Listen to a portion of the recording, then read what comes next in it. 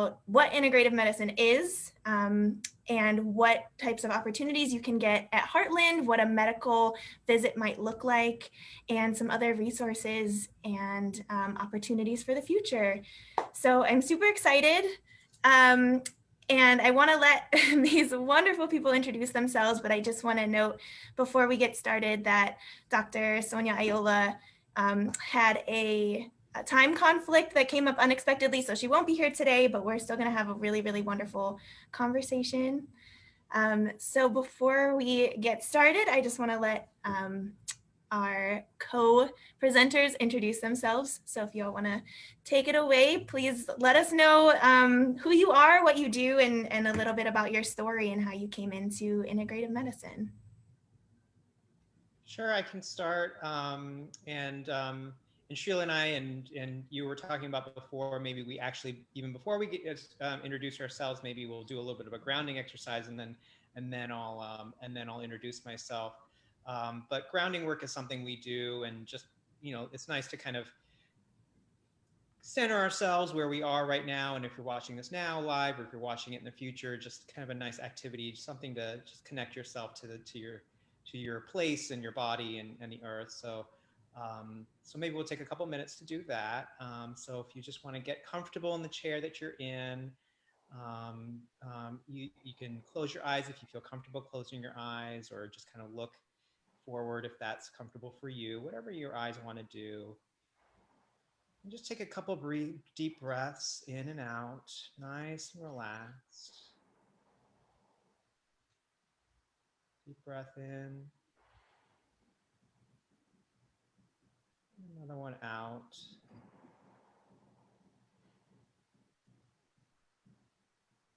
And just feel what's going on in your body. Concentrate on the top of your head,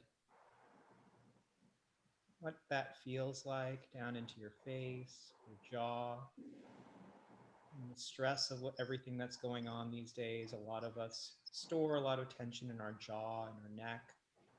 Just making sure our jaw is relaxed, our neck, our shoulders can kind of sink down if it wants to. Feel our arms, our spine, into our belly. Just concentrate your breath and your energy into your pelvis, your lower back, into your top of your thighs, your legs, down to your knees, and all the way down into your calves and your feet, tips of your toes. Wherever your body is touching the seat or the couch or the floor, wherever you're sitting, or if it's your feet that's touching the ground, whatever's touching you to the earth, just concentrate on that point. Imagine some tiny little roots growing down into the seat or into the floor, slowly growing down, roots like roots of a tree or roots of a plant, growing deeper and deeper into the floor and the floorboards, down through the building where you are, touching the earth underneath the building, all the way down into bedrock, places where we live. The roots are branching and growing. And as we're sitting here today, our roots are growing deeper and deeper into the earth and starting to mingle with each other. You can feel our connection. We're passing each other positive energies of anybody else who might be grounded into the earth right now. We'll take about 10 seconds or so of just kind of feeling ourselves there, connected with each other. Letting your breath do whatever it wants to do.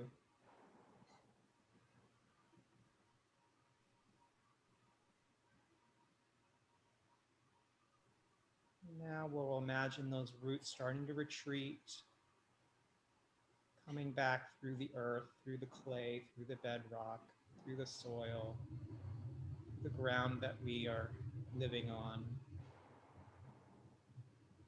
back up through the building, the floorboards, back through the seat, the chair, wherever you are, into your body, and letting yourself be nourished by the earth, and grateful for the land that we're on, and feeling connected.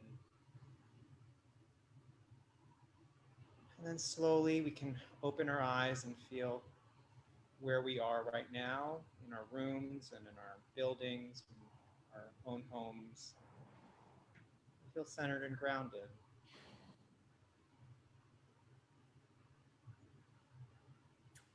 Thank you. Thank you for sharing that moment with me. So my name is Anuj Shah. I am an integrative medicine family physician here at Heartland Health Centers. I've been here for about a year, almost exactly a year now. Yeah, my background, I went to college in St. Louis, Missouri, and a religious studies background, and biology. Went to medical school here in Chicago, residency out in the Boston area, and really wanting to do work in underserved communities and social justice. And I've always worked in Spanish-speaking communities throughout medical school and afterwards. And then after that, I did a fellowship here in Chicago in faculty development. I got my master's in public health. And after that, worked at Erie Family Health Center in academic family medicine with Northwestern, where I met Sreela, and worked there for about 10 years. And last year, I came over to Heartland to join Sreela and Sonia. And in that 10 years when I was there, I actually had a conversation with Sonia, who has always been one of my mentors, and she had done the integrative medicine fellowship at University of Arizona, and I met with her a couple times, and she encouraged me to do it, and I did it, and then yeah, and that's one of the reasons I am here now. So I have to always give a shout out to Sonia, and I'm so honored to be able to work with her. And then met Sreela, who actually brought me over here and has been one of my mentors since I've been here too. So that is who I am and where I am. And I'm working at Lakeview, in the Lakeview Health Center through Heartland. Thanks, Anuj, for that beautiful grounding. I feel much more grounded after doing that. I'm Sreela Namboodiri. I am also an integrative family medicine physician at Heartland. I work at the Wilson location, which is in the awesome community of Uptown. And I've been here, I think, like a little over 2.5 years-ish now at Heartland. And my journey to integrative medicine, I think, started, when I was younger, like I'd say high school-ish years, just being really interested in people's stories and understand like their narratives. And that's really one of the main drivers to even going into medicine is this really deep love and interest in people's stories and their narratives. And my family background, my parents are from Kerala in India. It's the southwesternmost state in India. And in Kerala, Ayurveda is very commonly used and practiced. It's Ayurveda is one of it's a whole body system, or whole system of kind of traditional medicine. Yoga, which probably people are more familiar with, is a sister science to Ayurveda. And so I kind of grew up with Ayurveda, not formally, but just kind of informally used. And I was aware that my family kind of used both modern or Western allopathic medicine as well as Ayurveda. And I never thought of it as alternative. I just thought these are just different systems. And my dad's a scientist, my father's a scientist, and also, believed in it. So I didn't think of it as, that different. So I had that background and then this interest in stories. And similarly to Anuj, like my driver to going to medical school was social justice and really wanting equity for all people and just a deep compassion for people, and those kind of worlds merged in residency, where as I was practicing medicine, I really wanted this, that part of me that was interested in stories, that part of me that knew that there were other forms of healing. I really wanted some formal training in that, because it just felt more aligned with me. And so I also pursued the same fellowship, University of Arizona Integrative Medicine Fellowship, as well as a clinical fellowship at Northwestern at the Osher Center for Integrative Medicine. And I, right after that, came to Heartland saying that I wanted to practice this way. And Heartland is such a wonderful, welcoming, supportive place to practice integrative medicine.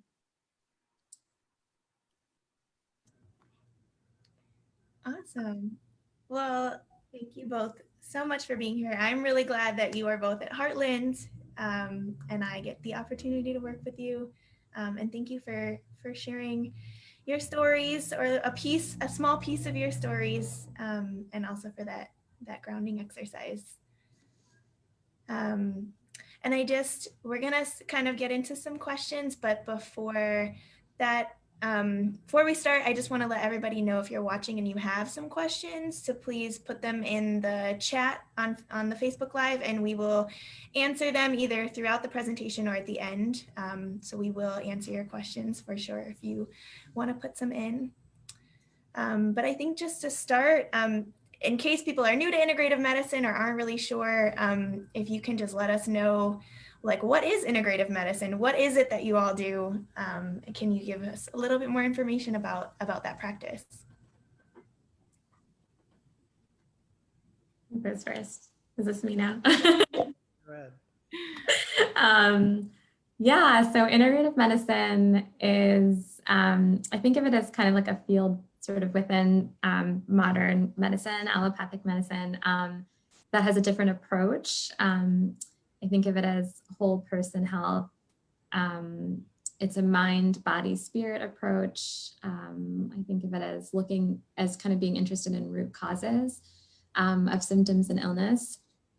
And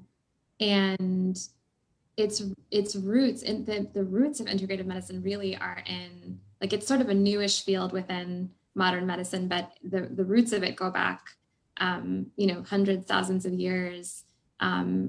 Its roots are in indigenous ways of knowing.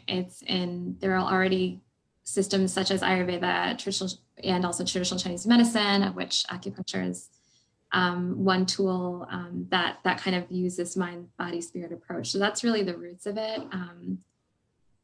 And within the medicine that we studied in medical school here, I think of integrative medicine as kind of a different approach.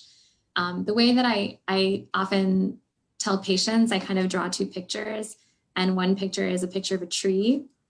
And so in the tree, the branches kind of represent different diagnoses or illnesses. So for example, could have arthritis as one branch, maybe hypertension as another branch. Hypertension is high blood pressure.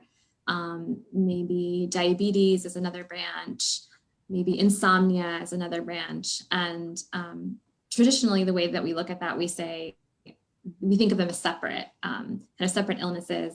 But if you look at the roots of that tree, the roots, from the branches, that this is what integrative medicine is really interested in. The roots are, how much sleep is someone getting? How much rest are they getting? Do they feel connected to the world around them? What are the sources of joy in their life? What are the sources of stress in their life? And what is their stress response? How does their body respond to those stressors? And how do they manage that? What are the traumas that they've experienced in their life, and how has that impacted their nervous system and therefore body? How are they moving their bodies? How are they nourishing their bodies? So this is, and the idea with integrative medicine is that looking at these root causes, we can actually really affect the branches. And the tools that we use are expansive. So we're really expanding the toolkit beyond, you know, what we are initially trained, like medications and, you know, surgery, physical therapy. These things are vital and important, but we're expanding our toolkit. The other analogy I do is I draw a flower, and in the flower, the bud is a symptom. For example, you know, arthritis, and each petal is a different form of treatment. So again, medication, surgery, physical therapy, but then we're adding a petal for sleep. We're adding a petal for what brings you joy. We're adding a petal for maybe herbal medicine or supplements, adding a petal for acupuncture, you know. So we're kind of expanding our toolkit to include all, you know, all healing modalities that don't cause harm, and that can benefit someone. So that's kind of my definition of integrative medicine. Yeah, I have really nothing to add. I completely, you know, I talk to my patients around the same things. Around sometimes I use an even analogy of a forest or a jungle, and that, like, you know, we're our bodies, our minds, our spirits are connected, and what it presents, or what things that it expresses. So like just as she said, diabetes or hypertension, maybe an expression. Our body's trying to tell us something. What is it that our bodies are trying to tell us? And if you look at a jungle, and it's a really complex organism that has so many factors, that it's not a linear A causes B causes C causes D. It's more, you know, in a jungle, if you introduce this one new species of frog, it might eat certain plants, but that can cause a whole ripple effect, which we can't even understand why. It doesn't even seem like one frog can cause an extinction of like a different bird, you know, but it can. And so what are the different factors that are in our organisms, and mind, body, spirit, jungle, if you will, that whole complex thing. And and often, honestly, I feel like I rarely have proper treatment, right? I mean, I often feel like it's just sort of expanding our own inner knowledge of like, whoa, we are really complex. And really having that long conversation with patients over spans of several visits, and people are so intuitive and knowing, and they feel like, oh, I have this insight that I didn't know, that this is totally related to everything that's going on. Like, oh, that's interesting. You know, so people are actually, I feel like in integrative medicine treatments that I do, treatments are just really, I just like sit there and listen to the patient, and they tell me what's going on with themselves and come up with their own realizations. I'm like, wow, that's really cool. And I'm learning from them. Yeah, I want to like emphasize that point of like people, because I've noticed that too, and I think there is this sort of resonance that happens when we do that, and this because people just sort of intuitively understand that, yeah, the context of what's going on impacts their bodies, and that like, you know, emotions and you know, energy and motion is what they often hear about. Emotions like have sensations in the body. That these things are not separate. I was listening to a podcast the other day, and I heard, so I can't remember which one now, but someone had talked about how the whole idea of it's all in your head is like not possible, because your head is connected to your body. So how could it, you know, that it's not like that there isn't this sort of separation, that it's actually connected. And definitely I've seen the experience of someone being able to tell their whole story and their narrative, and seeing it sometimes visually in a timeline, and having that held, and is that kind of feeling seen and heard and validated is so deeply healing, and especially to the nervous system, where we're under a lot of stress. Like that in of itself can be really, really powerful for people. Yeah, and I think that is so important, because I think a lot of the times in our medical system, you just get a diagnosis and a treatment plan, right? And there isn't a lot of that time to like really share who you are in a 10 or 15 minute visit, right? It's hard to have that opportunity. So I I hear that, and it's really nice to see that kind of being pulled up to the same level as some of those other things. And I know that you touched on this a little bit, just kind of in talking about your framework, but in thinking about a visit, right? If a patient were to come in and have a visit with you, does that look different compared to maybe a visit with a provider that's not an integrative medicine provider? And what is the difference? And is there somebody that's a good fit, right? Is there like a best person to come to an integrative medicine visit? Yeah, that's a good question. So all three of us, Sreela, Sonia, and myself, we are regular primary care providers, right? So each of us have our own panels of patients who come see me for their, ankle ache or rash or whatever it is, so I see, patients and diagnose them with diabetes. We all do, at least the two of us do prenatal care and, well baby visits and things like that, pap smears and flu shots. Those probably look very similar, but I think we do take a little bit of extra time in making sure that we're getting the patient's story, because we do feel like, the context of what we do, whether it's a twisted ankle or a rash or a pap smear, all of those have context within them, which I think the three of us really honor and try to make sure that um, we're holistic, even in those things. I think one thing that Sonia will often say is slow medicine, and like vaginal discharge is never just vaginal discharge, right? There's a story there, and there's, what does this actually mean, and what are you worried about, and what's your history, and that's something that in a lot of Western medicine, especially in the, ever since maybe like the 50s, 60s, 70s, 80s, 90s, and into the 2000s, has been less and less valued, I think, in a lot of systems and a lot of structural systems, not because patients don't want it, and not because physicians don't want to give that or providers don't want to give that, but just because of systems and structures that we currently have built and live under. Um, so so we do kind of approach things a little bit more slower, and like Sonia would say, a slower medicine. We all three of us also do integrative medicine consults. So so other providers in our practice at Heartland can send patients to the three of us, who either um, have an interest, right? So they may have expressed an interest in, hey, I want to do something other than just medications, or I want to know why I have diabetes, or I want to know why it is I have chronic pain. Um, so those patients might be sent to us as integrative medicine practitioners. Other group of patients that might be sent to us are those who have been labeled with some diagnoses that sometimes are called functional. So what some might call like categories of migraine or fibromyalgia, functional abdominal pain, functional pelvic pain. Some of these more chronic pain and chronic issues that don't have a linear cause, that in Western medicine, that A equals B equals C, and if I just get rid of A, we're all good. Those diagnoses in Western medicine take a little bit more time, which integrative medicine is really primed for, and I think is really something that our approach is really helpful for.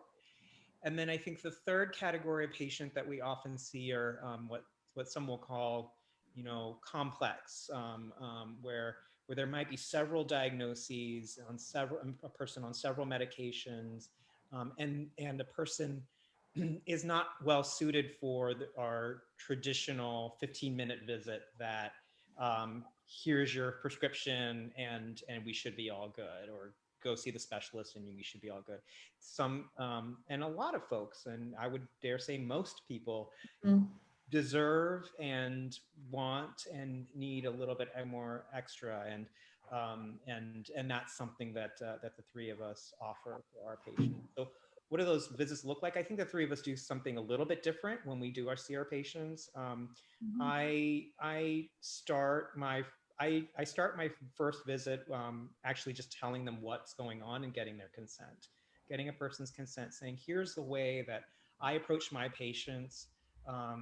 I may not have answers for you. I mean, I'm probably not going to have a lot of answers for you after today's visit.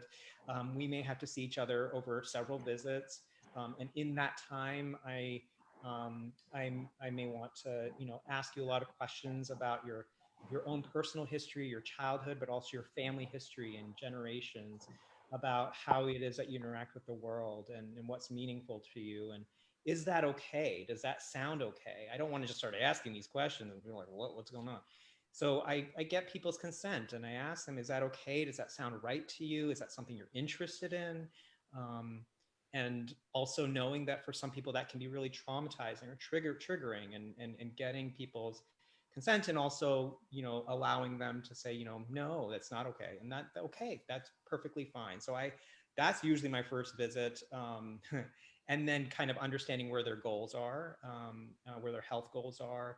And then subsequent visits, I just listen to their story and I ask them, I give them some cueing questions like you've done today, Amanda, but then I let them talk. And it sometimes will be, I have a good 30 minutes with my patients, and it often takes 2, if not 3 visits. So that's like an hour to an hour and a half, of them just telling me their story. And I just sit and listen, I write it down. And something that Sreela had mentioned, a timeline. I use a timeline, so I draw it all out on a very large piece of paper while they're talking. I don't try not to interrupt too much.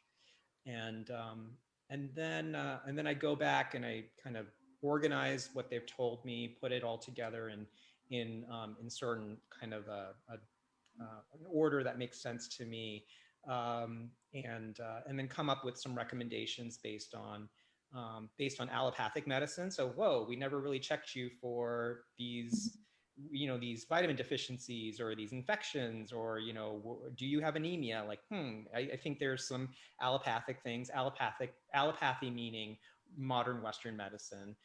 So I think through all of that, I look at people's medication lists. I'm like, maybe these medications could be causing some side effects, or I wonder if we could tweak those. And then I also think of just things over broadly, like Sreela had mentioned, in all the different categories of nutrition, of movement, of meaning and spirituality, and of I personally use a lot of Western herbalism, so think about different herbs that might be useful or helpful, and for people's particular symptoms. And then the final visit is where I come back and I tell them what I heard in their story, and I present to them, here's what I heard you say, and I will give them an opportunity to reflect on what I heard, and did I hear things correctly? What did I misunderstand? What did this bring up for them? How does their body feel when they hear their story? I once heard in certain healing traditions, the healer is meant to give a patient's story back to them. And so, and people oftentimes who have some sort of illness, if you will, their story has been disrupted or taken away from them. And so the healer's job is to bring their story and unite their story back for that person. So that's something I try to do in that visit. And then I give them a laundry list of, here are a bunch of things that you could do. And we can continue to talk about that in future visits if you want. If you want me to email you a list, I will. And that's what visits like for me look like. Yeah, which is, I mean, that's so great. And I think just having been a patient myself, and in speaking with other people, I think it can be really frustrating, right? When you have a lot of things going on, or if you have just one thing going on and you don't know what it is, right? I think having that, doing that exploration can be frustrating sometimes if you don't know what's going on, because you just want to have an answer. And I think that's even just hearing you talk about that, right? Just feeling heard is so important, right? Even if it's going to take a couple visits, right? Or, a couple months, a couple years to figure it out, just knowing that somebody's hearing you and seeing you is so important to healing in general. So I think that's great. Sreela, I know you've mentioned a little bit, kind of when you were talking about integrative medicine. Do you want to share anything more about kind of how you do visits, if there's anything similar or different? Yeah, I don't have a lot to add. I mean, I think there's, in terms of I think that was beautiful when you shared, and that is, I think that the idea of slow medicine is really right, and it's something I've even learned. I think when I initially did consults, you know, there was this idea that yes, I would give a list of recommendations and see someone back, but it's really hard to make a lot of changes, first of all, and also without support. And I think there's this idea of like a timeline or some sort of like the timeline in this sense is different of like, oh, it needs a deadline, I guess is what I'm thinking. Like, oh, you need to do this in this amount of time. And that's, I sort of kind of have moved away from that. And it's just sort of helping people to sort of figure out what works for them and, attuning for themselves. The only thing I would add is that, and maybe we're going to talk about this later, so I don't know if I'm skipping ahead, but I kind of think of us as part of a larger team at Heartland. And so we are integrative family medicine doctors. Yes, as Anuj said, people for consults, but also do just have this way of seeing things when we do primary care, like just even if it's a pap smear, asking someone like, what's going on in your life? Like, how's your stress management right now? How much are you sleeping? Like it's just like impossible not to do that when you see us. But we also work with behavioral health pretty closely. Heartland has a really awesome behavioral health, I think, support program here. We have BHCs, behavioral health counselors.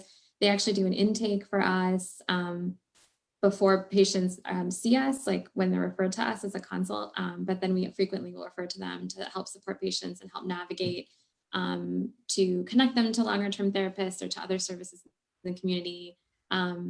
So to support people, right? And because I think that's a huge part when we think of integrative medicine. I think of healing. We think of healing in community, and how important community and feeling like you're not alone and kind of working on things together and learning from others, like that's vital. That kind of support is vital. And so I think of like the BHCs that we have as part of that. And I also think of the group medical visits and classes that Amanda is in charge. Amanda's kind of the boss of all of those. When we all run them here, I think of them as a really great, as part of integrative medicine at Heartland, and both in terms of being able to kind of provide those types of services but also in terms of being a space where people can come together and learn from each other and be supported. So I would just add that those things are pretty important in all of our practices as well. When you see us, we'll be talking about those things. Gotcha.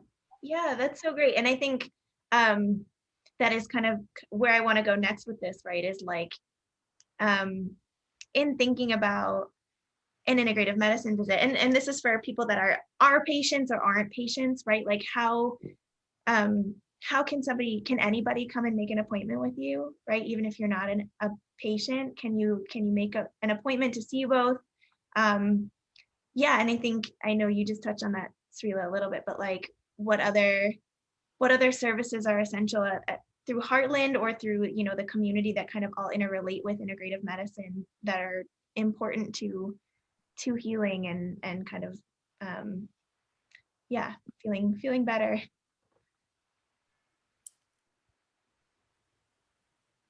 So your question is like what other services or what can anyone see us? I think the way it's working now is like, people see us, like we get new patients for primary care, and usually I both do prenatal care. So we also take care of pregnant women and have patients that way as well. So, and we just kind of use this approach anyway. I think in terms of like a consult, I believe as of now, it's sort of going through your PCP, so your primary care provider, to get referred to us. Just and again, you can just ask, and then before seeing us, you meet with the behavioral health counselor who does an intake, and the questions in the intake are really important just for kind of giving us context and maybe kind of helping you also to kind of have an understanding of what the visit, what kinds of questions might arise at the visit. And it covers everything from how's your sleep and to what are your sources of stress, to what's your social support system like, to kind of a 24-hour, or not 24-hour, but breakfast, lunch, dinner, snacks, kind of dietary recall, to if someone feels comfortable sharing trauma history. Yeah, so they would kind of go through that first. And then in terms of services, again, like, yeah, Anuj, Sonia and I are like allopathic physicians who did an integrative fellowship. And so our recommendations are kind of from that training. And so as Anuj said, we learned about some kind of Western herbalism and supplements, and we're trained in how to check for interactions between supplements, and then also between like supplements and herbs and medications. And so, and also figuring out safety, because all the magnesiums are not alike that you might see in the store, depending on the brand. Like, there's different quality and things like that. So we're trained in that. And then, we all are big fans of mind-body medicine. So we will probably all be talking about some form of that, first, whether it's meditation or guided imagery or biofeedback or breath work. Like, that's a big part of what we'll recommend and do with patients, like in practice. And then we, part of our training is just having this awareness of kind of all of the, like I talked about that flower, like all the petals possible. And so, so we will refer out as needed. So for example, acupuncture, there are many amazing places in the community where people can get acupuncture either one-on-one, or there's community acupuncture, which tends to be more affordable. And my understanding is the way that it was kind of originally practiced, where there's kind of like multiple people in a room, and so it tends to be more affordable. And so there's places like Bluebird Wellness, 5 Point Holistic Health, Lincoln Square Acupuncture that offer that, and we'll give that information to patients. And then again, our group medical visits, which there's medical visits where you're with a provider or a BHC who's running, and you might learn, be so helpful for kind of getting for the nervous system and kind of getting really deep rest. Or we actually have a group medical visit for chronic pain, where students from the Pacific College of Oriental Medicine come, and there's the Tai Chi instructor as well. And so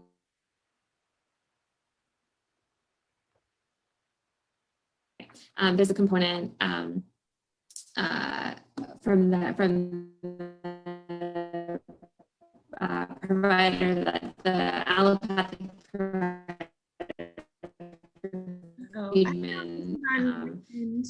where they're talking about nutrition or stress and things like that as a group too. And so that, can you hear me? Yeah, sorry, your internet is, I don't know if it's on my end or your end. It's a little bit slow. So Yeah, no, I heard that too. I wasn't sure if it was my end. But you seem back now. Okay. Okay. Sorry. That then. Okay. Sorry. But that was basically my answer. Gotcha. Yeah, and I feel like you all have come up with a lot of resources, within the community that you refer. And I think, Sreela, you mentioned a couple of those, so we can put those in the chat too, if anybody's kind of interested in knowing like what are other resources that you kind of give out besides, at Heartland, and what you can receive here.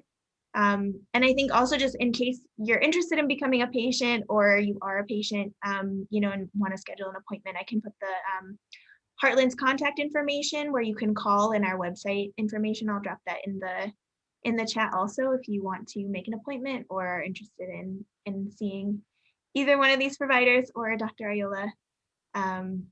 So thank you. Anuj, did you want to add anything to that? Um, no, I mean, I think one of the things that we wanted to bring up probably around the end, and we've got another 15 minutes. We're probably not approaching yet the end, but one thing that Sreela had mentioned were all the different other healers in our community. And again, we're on the north side of Chicago. That's the community that Heartland serves. Um, and the three of us and all of the providers at Heartland are just some of the healers.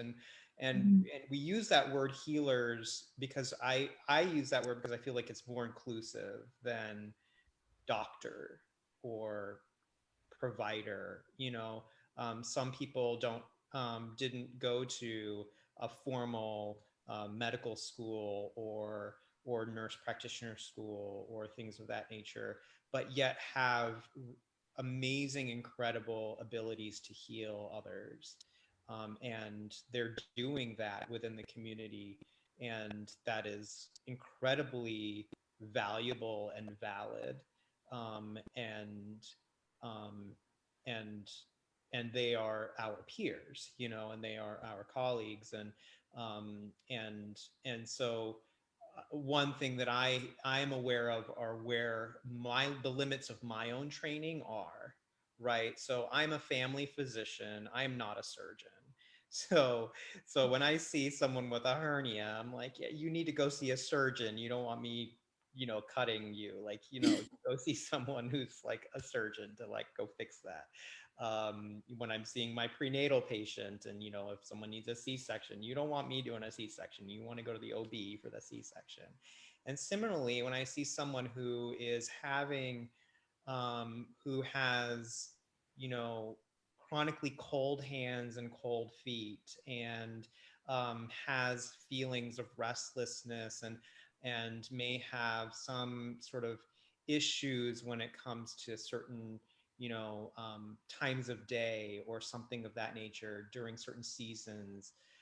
That is, to me, it rings some bells of, whoa, there's something more whole body here going on that an Ayurvedic practitioner or a traditional Chinese medicine practitioner would know exactly what to do with that. Like, there is an imbalance here that I know your thyroid is okay. I know that all these other things from my training are okay, but I recognize that there is a different healer in our community that is going to be a specialist in what you do, or is going to be a better fit. So that's where we try to, I think, refer.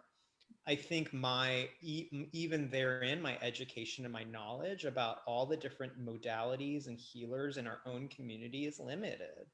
And that's something that we've talked a lot about, the three of us, as well as others, just about getting to know each other, because we're all serving the same community of people, um, and sort of creating a network, a healers network, of other healers, of people in our community who are doing this work, whatever the formal or informal or non-training, but are doing some modalities of things that are helping people. I think Sreela and I both know, and I mean, as I think we all know, is that we work in communities that have suffered a lot of pain and trauma within their own bodies and people's own selves, but also generationally, and in families and the whole communities, and that takes healing, I think, from an individual level all the way to a community level. And as a doctor, I guess, I work on an individual level. That's something I do. And so how can we do this as a community, and sort of calling out to other healers that are doing similar work, and how can we work together, and just get to know each other, and because we're healing the same people in the same community. Yeah, and I don't know. I think we can make kind of another announcement at the end too, because I know you both have talked about kind of creating more of that network. But I also just wanted to ask before we move to questions and things like that. I know, Anuj, you've touched a little bit on structures and some of that social justice aspect, and that's a passion for both of you all. So I think, my last question is really how do those things interrelate? And I know you've talked about it a little bit, but how does healing, how does social justice, how does integrative medicine, how do those things all come together and intersect in practice or in the community or anything like that? Yeah, I think so. Again, I get so excited about this topic because I think that the mind, body, spirit approach is vital to and has a really unique role in social justice for that reason. And again, I just want to say this is not a new concept. Like, this has been around for so long. And as Anuj was just saying, there's already healers in the community, birth workers, doulas, Reiki practitioners, artists, traditional Chinese medicine practitioners, energy workers, who are already doing this work that we just don't know. We in this model of care don't know about, and have this real deep wisdom and passion about community care that comes from this understanding that there are social determinants of health. So what I mean by that is that there are things like housing, safety and violence in a community, educational opportunities, economic opportunities. These things influence health, and this is a well-known thing. And that the inequality in them is what contributes to health disparities. And there's one way to look at that, and one way is looking at it as access. So lack of access to, certain educational opportunities, lack of access to healthcare, lack of access to being in a safe neighborhood influences health, and that is true, access. The other thing that's looked at is behavior. Perhaps you're more exposed to, certain things that would make you more likely to smoke cigarettes, and we know that can influence health outcomes. So health behavior is impacted by that, and that's true.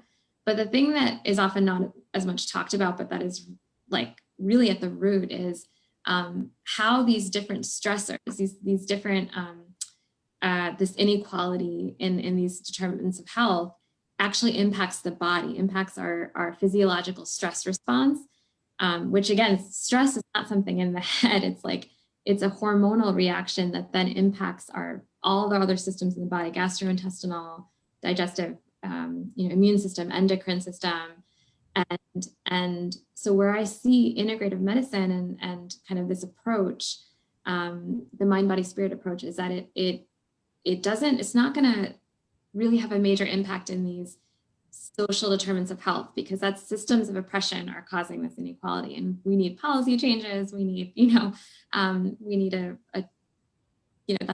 that's a different discussion, but important, and it's still directly impacting, because these systems of oppression are what is causing this inequality, and thus causing these differences in health that people have. It's there's a quote that said, I'm butchering it now, but it was by a sociologist,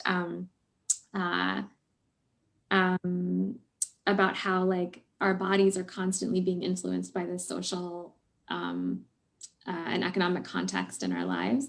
And so integrative medicine to me is able to impact that, that stress response, the inflammation that's caused in the body by these stressors. How acupuncture can help with chronic pain and decreasing inflammation, how certain herbs and medicine, herbal medicines can decrease that inflammation, how there's tons of evidence now about meditation and mindfulness practices and how that impacts the stress response. And so I see integrative medicine as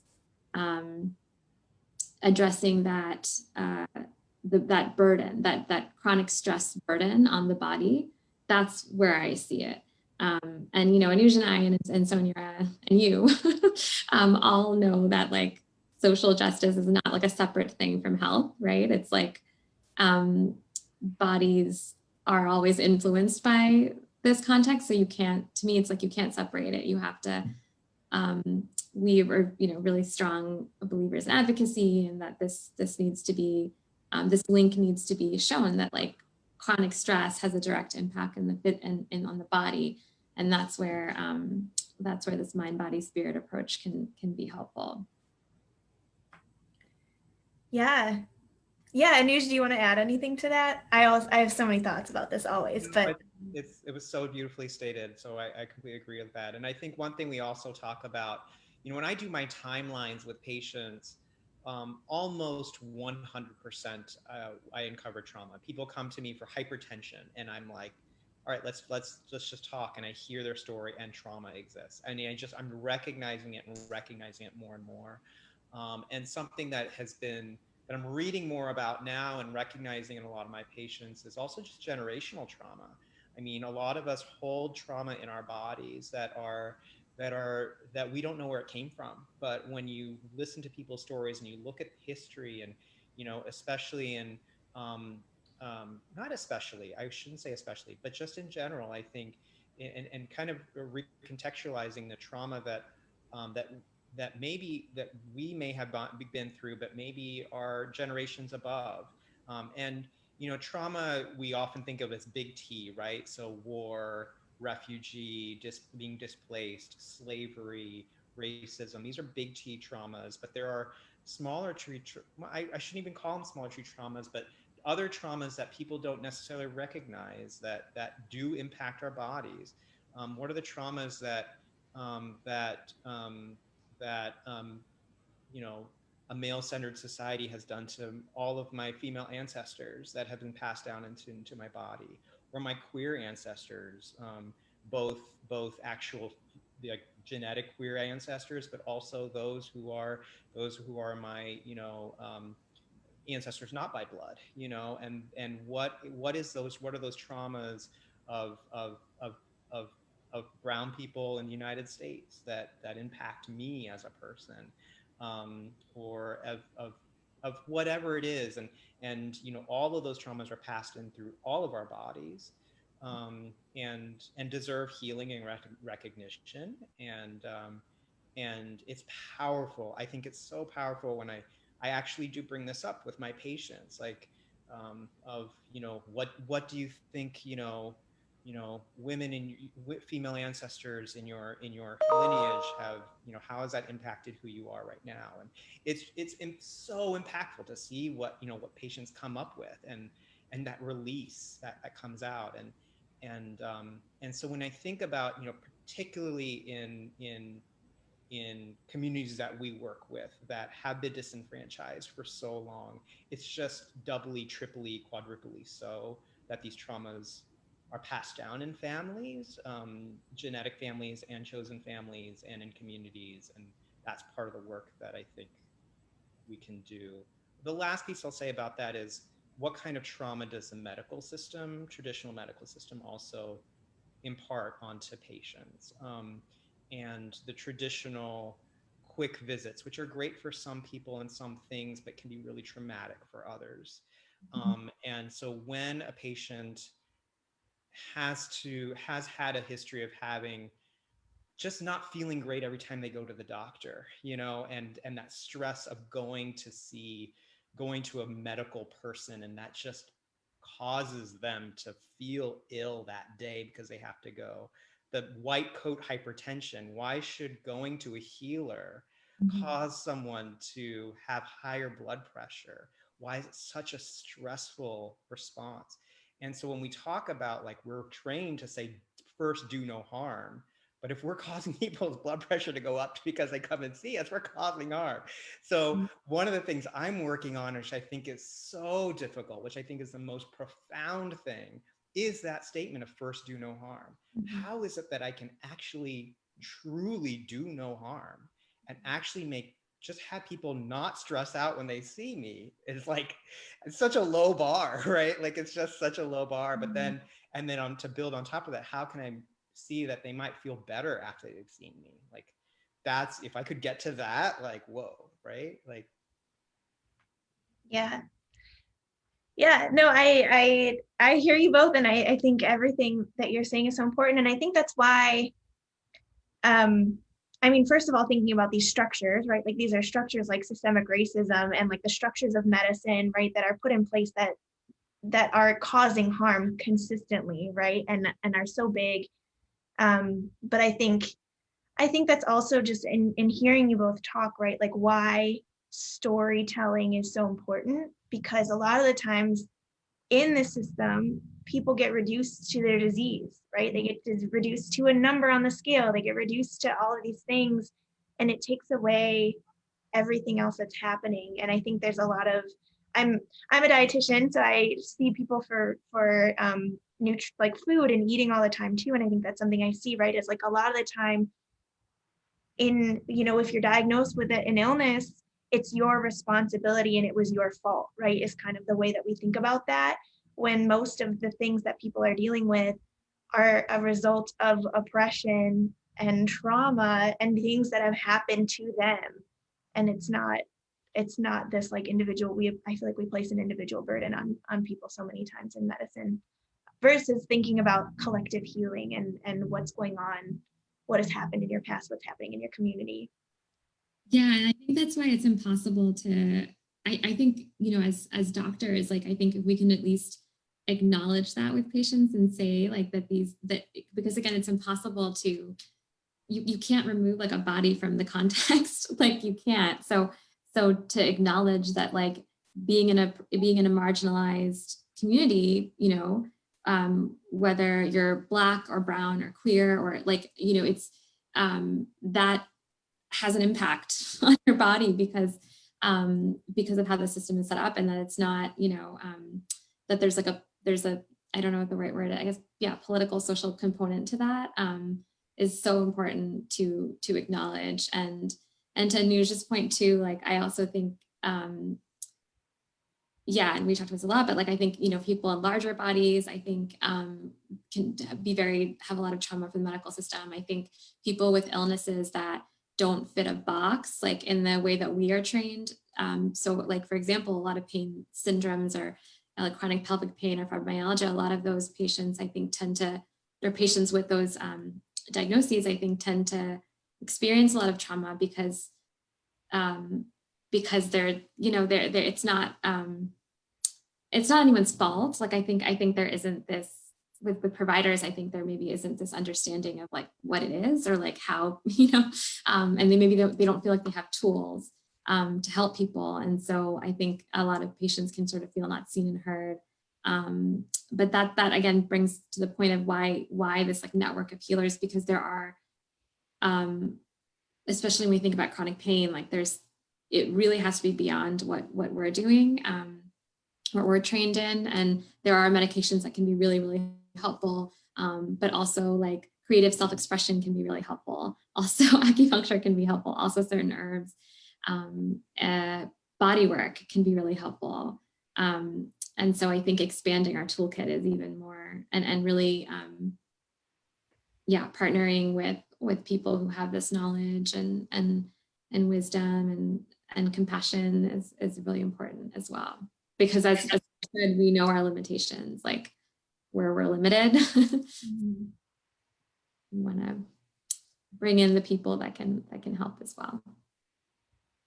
Yeah, absolutely. And I think that's so important. Like, I think that I just kind of how we treat the body, right, as separate systems. I feel like that's just how we do like medicine or so many things in this world, right, are just like separate things. And I think that's great, right, to call on everybody and share in this collective learning and resource sharing and providing the best care for people through doing that. So I think that's great. And I want to, just because it's we're close to an hour, so I want to just there's just a couple questions in the chat, so if it's okay with you, I can read those, and then maybe we can close out with final comments and things like that.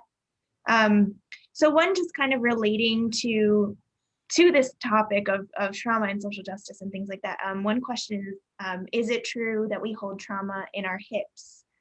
Someone read that recently and kind of wanted to hear your thoughts. Yeah. Do you want to tackle this one, Sheila, or do you want me to start? You can start. I'll go. I just talk a lot, so I feel like you should. Something that I'm going to have to shout out to a book that I'm reading right now, My Grandmother's Hands by Resmaa Menakem. I'm looking at the book right now. It's on my coffee table. But there's a lot of newer, and Sreela's really good at this, as like knowing who all the authors are. But there's a lot of folks that are writing beautifully about this, about how trauma is stored in the body, and trauma is primarily a body response, and something that Resmaa Menakem says in his book is that trauma is the body's normal response to an abnormal circumstance. And that can be stored, I think, in many ways, in many places.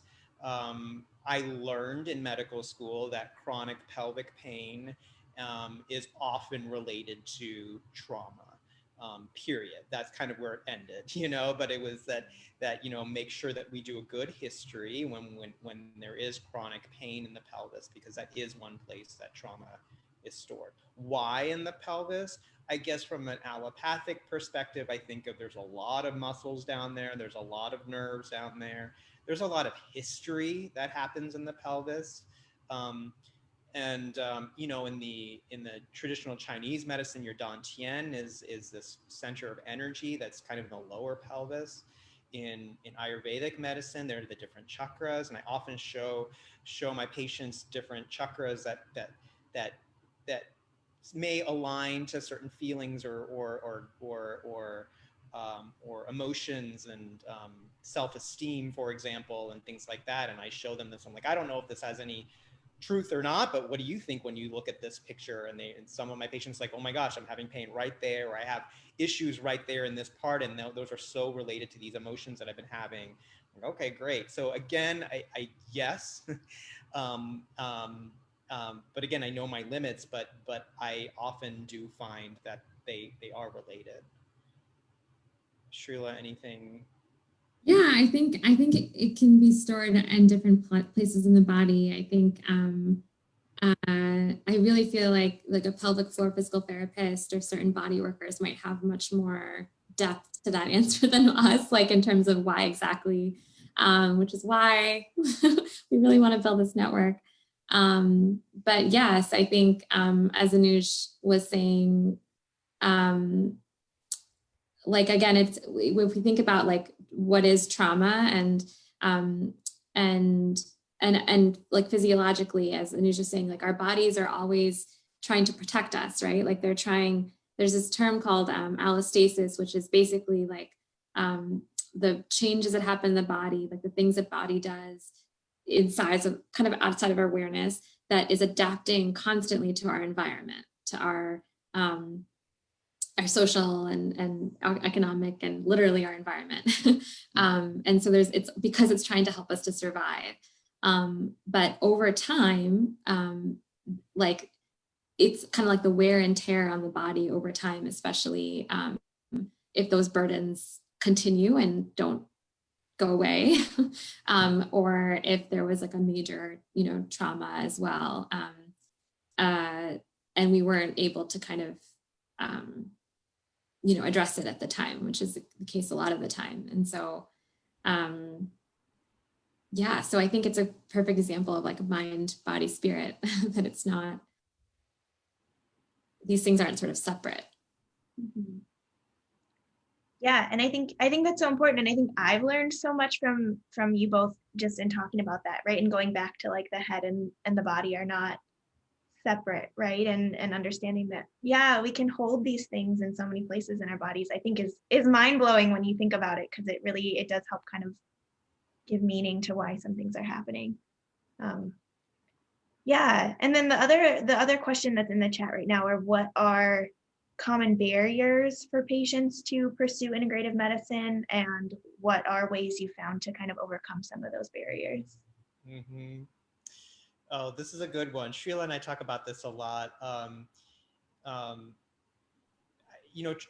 think popularly in popular culture, integrative medicine is often thought of as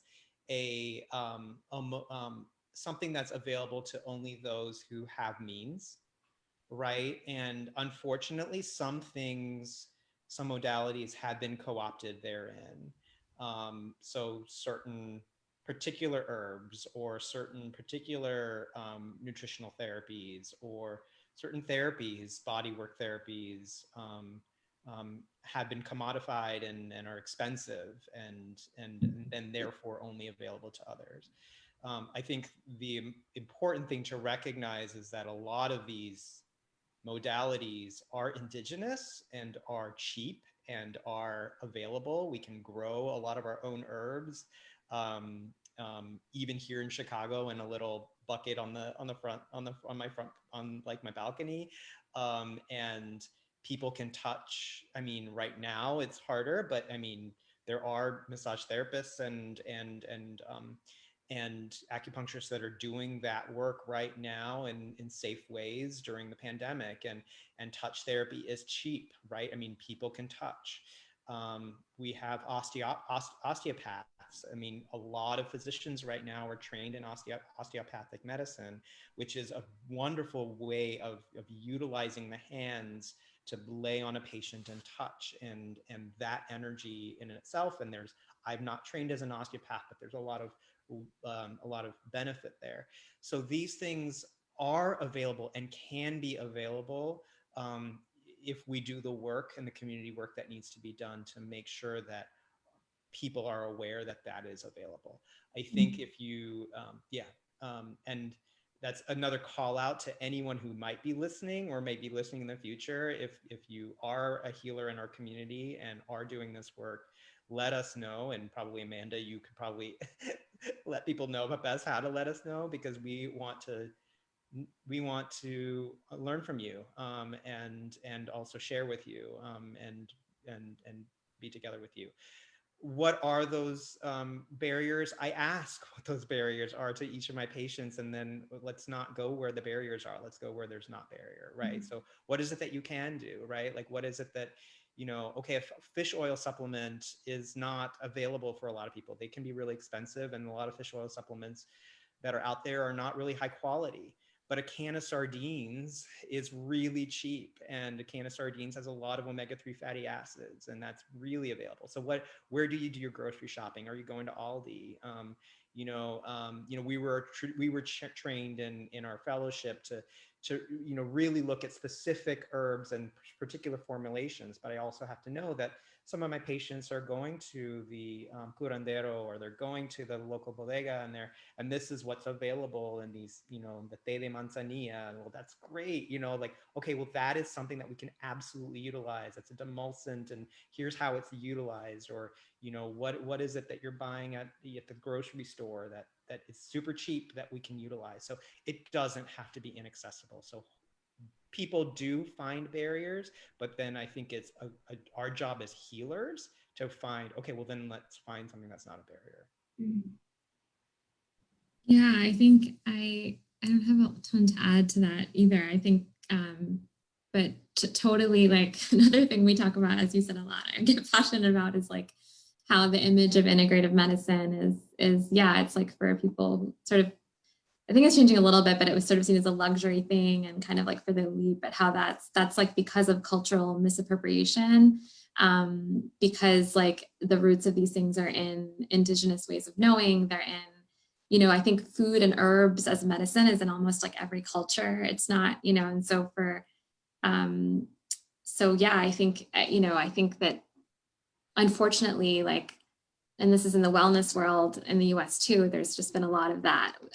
Yoga is a great example of this, I think, because a lot of people, when we talk about it, feel like they can't do it because they're like, I'm not flexible or I'm not thin. And because the image of yoga is a thin, usually white woman in a certain outfit that's deemed to be like yoga pants, who's like doing a back bend. And when yoga is like, the movement part of it is one part of it. And it's mostly, if you can breathe, you can do it, right? You can sit in a chair. We shout out to Heartland's classes. We have chair yoga with Ellen, gentle yoga. Anyway. Yeah, and like that image, is harmful, but then breaking it down for people and then also asking them, like often it's like people reconnecting to their own cultures, and because there's, especially at Heartland, we have patients who are immigrants or children of immigrants from many different places in the world, and there's lots of things I don't know, and wisdom there that I don't know that they probably know, or in their family. But yeah, and again, thinking about systems, like what insurance pays for, like how come massage therapy is not covered, right? Like when we think about pain, we can give like, an opioid, but like what about massage therapy? What about acupuncture, right? Like, so part of it is system structures. That's very valid and has, it's like a policy changes that have to happen. So those are valid barriers. I mean, those are, but there's, again, healers who are really trying to make it accessible as much as they can, and because their livelihood is important too. But yeah, kind of as Anuj said, I think things that are free, or touch, even self-touch, abhyanga is an Ayurvedic form of self kind of massage.